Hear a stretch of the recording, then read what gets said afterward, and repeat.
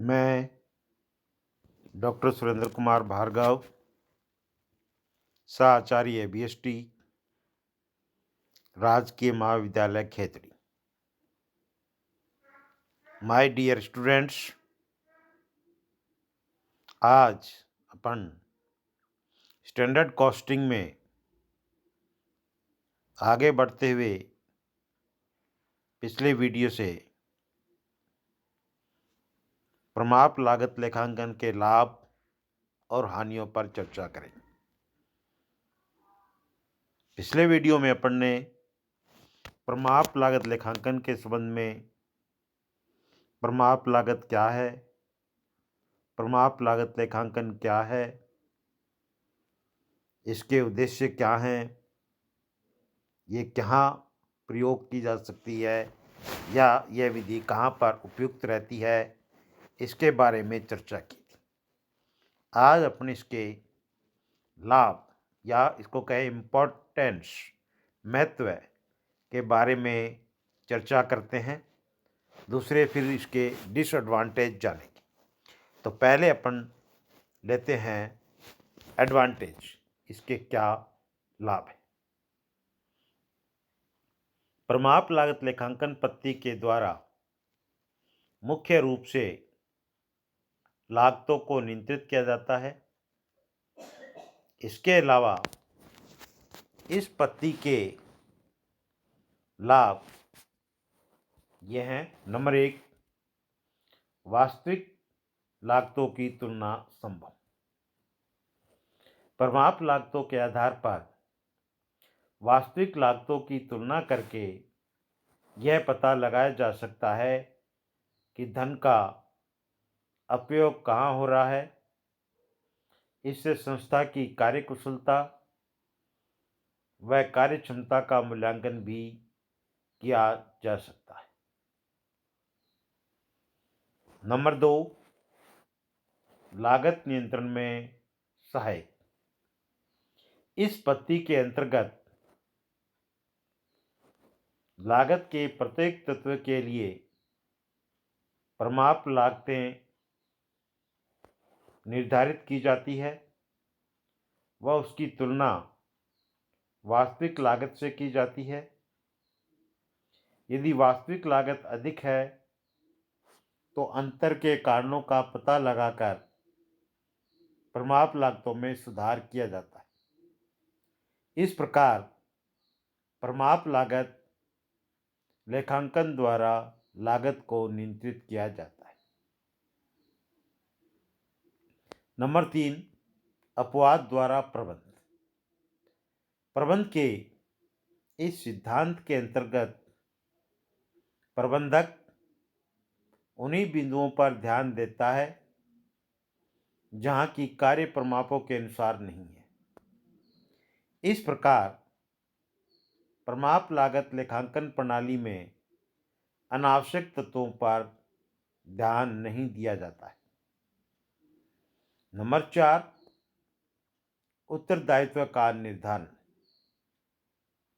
वास्तविक लागत व प्रमाप लागत के विचरणों के कारणों का पता लगाकर संबंधित व्यक्ति को उत्तरदायी ठहराया जा सकता है। 5वां है मितव्ययिता। इस प्रणाली में व्ययों पर नियंत्रण रहने के कारण लागत कम आती है। नंबर 6, उत्पादन साधनों का अनुकूलतम प्रयोग। इस प्रणाली में उत्पादन के साधनों का अधिकतम प्रयोग करके अधिकतम लाभ कमाया जाता है। प्रमाप लागत लेखांकन प्रणाली के अंतर्गत उत्पादन के साधनों की आवश्यकता पूर्व निर्धारित कर ली जाती है व इसी कारण साधनों का अनुकूलतम प्रयोग संभव हो पाता है। नंबर 7, अंतिम स्टॉक का मूल्यांकन। प्रत्येक प्रकार की सामग्री के लिए प्रमाप मूल्य निर्धारित होता है, इसलिए वर्ष के अंत में बची सामग्री के स्टॉक का मूल्यांकन सामग्री की मात्रा को प्रमाप मूल्य से गुणा करके कर लिया जाता है। नंबर 8, टेंडर मूल्य का निर्धारण करना। इस पद्धति के अंतर्गत लागतें पूर्व निर्धारित होती है, अतः टेंडर मूल्य के निर्धारण के लिए इन्हीं लागतों को आधार के रूप में प्रयोग कर लिया जाता है। 9वां है गुण नियंत्रण में सहायक। प्रमाप लागत लेखांकन प्रणाली के अंतर्गत वस्तु की किस्म में सुधार किया जा सकता है। नंबर 10, श्रमिकों की कार्यक्षमता की जानकारी। इस प्रणाली द्वारा श्रमिकों की दक्षता आसानी से मापी जा सकती है। जैसे कि उदाहरण के रूप में अपन समझें, किसी वस्तु के उत्पादन के लिए प्रमाप मजदूरी 6,000 रुपये निर्धारित की गई, जबकि वास्तव में मजदूरी पर 7,500 रुपये व्यय हुए, तो श्रमिक की कार्य क्षमता 6,000 इंटू 75 6,000 गुणा 100 बटा 7,500 80% होगी। कर्मचारियों में जागृति। इस प्रणाली के अंतर्गत संस्था के सभी कर्मचारियों को वस्तु की लागत के प्रति चेतना रहती है, क्योंकि प्रत्येक कर्मचारी को यह आशंका रहती है कि लागत में अत्यधिक परिवर्तन होने पर प्रबंधकों को इस आशय की जानकारी प्राप्त हो जाएगी। नेक्स्ट 12वां पॉइंट, अधिकारों का प्रत्यायोजन। प्रमाप लागत लेखांकन प्रणाली के अंतर्गत विभिन्न लागत केंद्रों की स्थापना की जाती है। वह प्रत्येक लागत केंद्र हेतु व्यक्ति विशेष को उत्तरदायी ठहरा दिया जाता है। इस कारण अधिकारों का प्रत्यायोजन प्रभावी रूप से किया जा सकता है। 13वां है अन्य लाभ। नंबर 1, बजट बनाने में सहायक। प्रबंधकों को निर्णय लेने में सुविधा रहती है।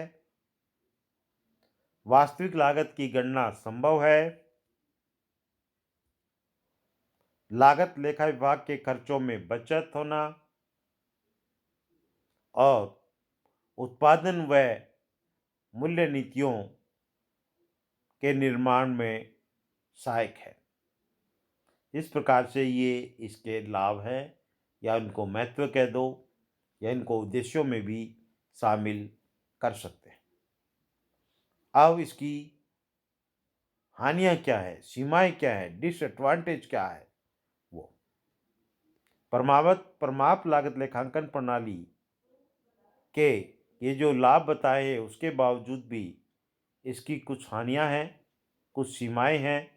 नंबर 1, प्रमाप लागत लेखांकन प्रणाली के अंतर्गत प्रमापों का निर्धारण करना कठिन कार्य है, क्योंकि इसमें तकनीकी विशेषज्ञों की आवश्यकता होती है।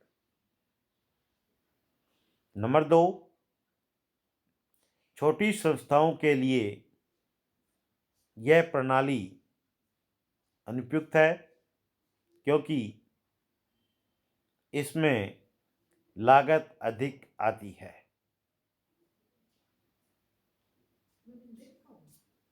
नंबर 3, प्रमाप अत्यधिक ऊंचे व गलत निर्धारित हो जाने पर श्रमिकों द्वारा इन्हें पूरा नहीं किया जा सकता।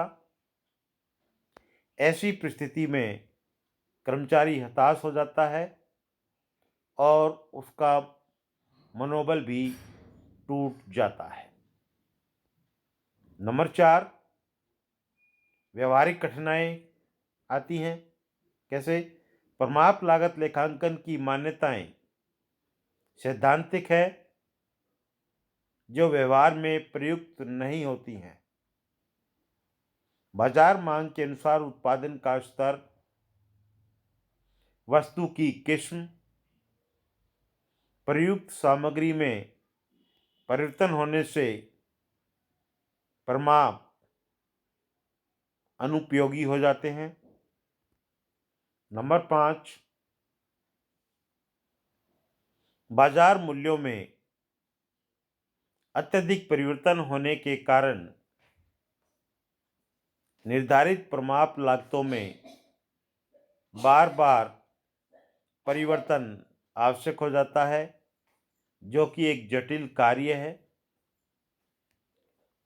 लास्ट पॉइंट के रूप में अपन कहें, प्रमाप लागत लेखांकन पद्धति के सफल संचालन हेतु बजटीय नियंत्रण आवश्यक है, जो कि एक अमितव्ययी प्रणाली है। ये थी इसकी हानियाँ। आज के वीडियो में अपन ने जो चर्चा की वो लाभ और महत्व और इसकी सीमाओं पे की, जो कि आज अपनी चर्चा का विषय पूर्ण हुआ। इसको यहीं विराम देते हैं।